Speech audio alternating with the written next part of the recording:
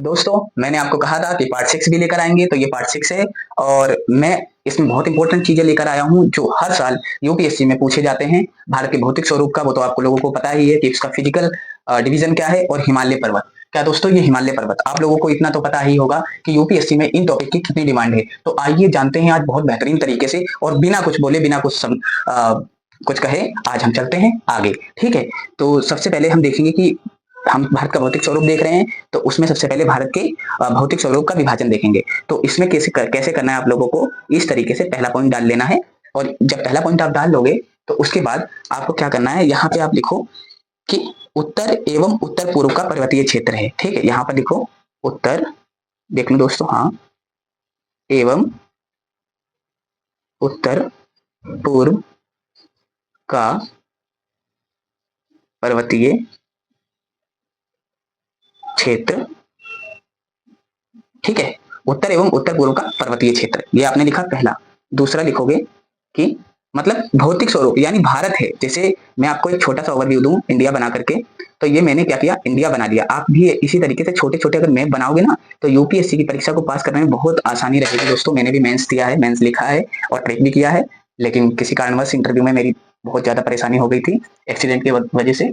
तो दोस्तों कोई नहीं, आइए देखते हैं हम क्या कि सेकंड पॉइंट हमें क्या करना है। सेकंड पॉइंट में हमें देखना है कि ये जो इंडिया है, क्या ये इंडिया ही है या कुछ इसका विभाजन भी है। सो जब हम देखते हैं तो ये बीच का क्या है, बीच में है पठार, ठीक है? ये क्या है, ये हमारे तट हैं, ठीक है? ये हमारा हिमालय क्षेत्र है जैसा कि मैंने अभी बताया।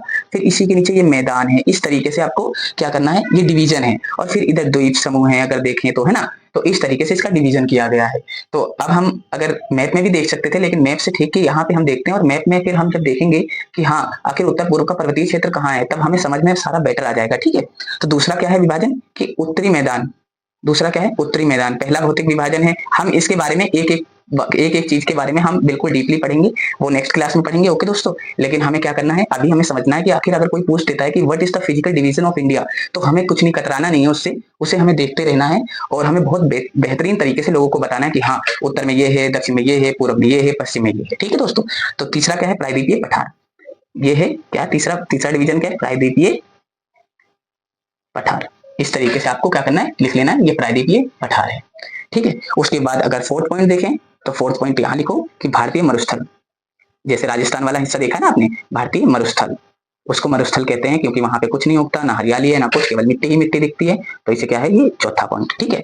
चौथा पॉइंट के बाद हम देखेंगे यहाँ पे फिफ्थ पॉइंट। फिफ्थ पॉइंट में क्या देखेंगे दोस्तों कि तटीय मैदान। तटीय अभी मैंने बताया था ना, तटीय, ये एक तट है, एक तट ये है, इसे कहते हैं पश्चिमी तट, पूर्वी तट, ठीक है? इनके बारे में बहुत डीपली बताऊंगा, ये यूपीएससी एग्जाम में हर बार पूछे जाते हैं, चाहे मेंस हो या प्रीलिम्स हो। तो मैं एक भी चीज ऐसी नहीं छोड़ूंगा जिससे आप लोगों को किसी भी चीज की परेशानी हो। ओनली आपको पूरा सिलेबस करा जाएगा, बहुत जल्दी करवाएंगे आपको, ठीक है दोस्तों? ये मेरा वादा है आपसे और आप भी भरोसा जताइए, ज्यादा से ज्यादा लोगों को शेयर करिए क्योंकि वो भी जुड़े, ताकि क्योंकि छोटे से छोटे गांव के लोग भी इससे जुड़े और अपने सपने को साकार करें, ठीक है? तो तटीय मैदान क्या लिखोगे, तटीय मैदान, ये हमने लिख लिया।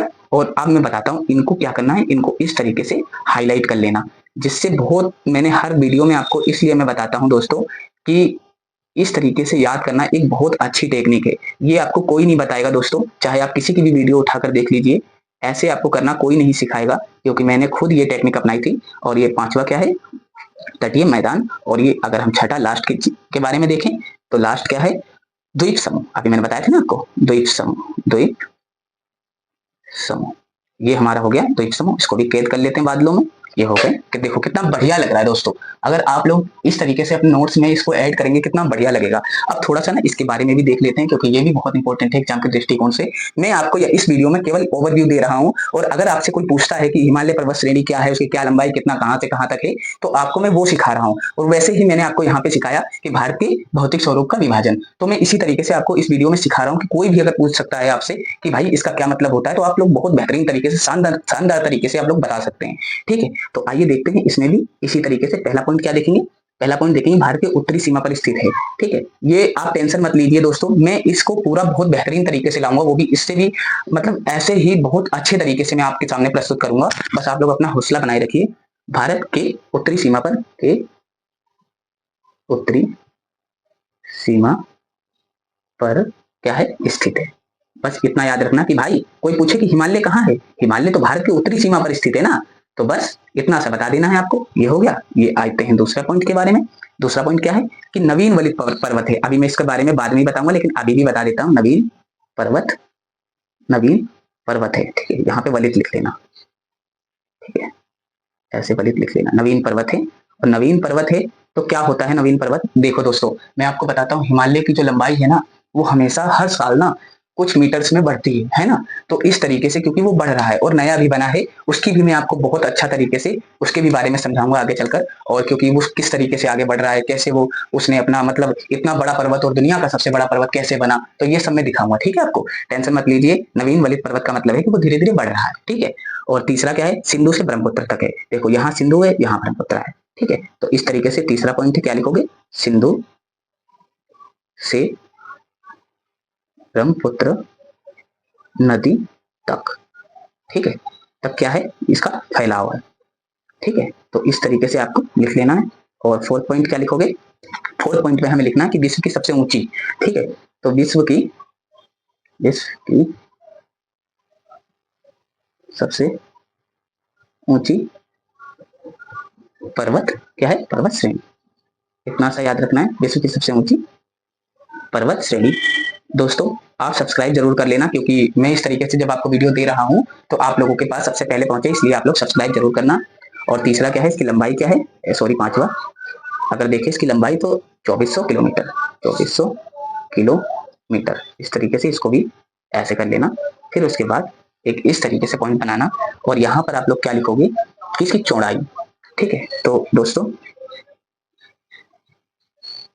चौड़ाई देखनी है तो 400 किलोमीटर क्या है दोस्तों?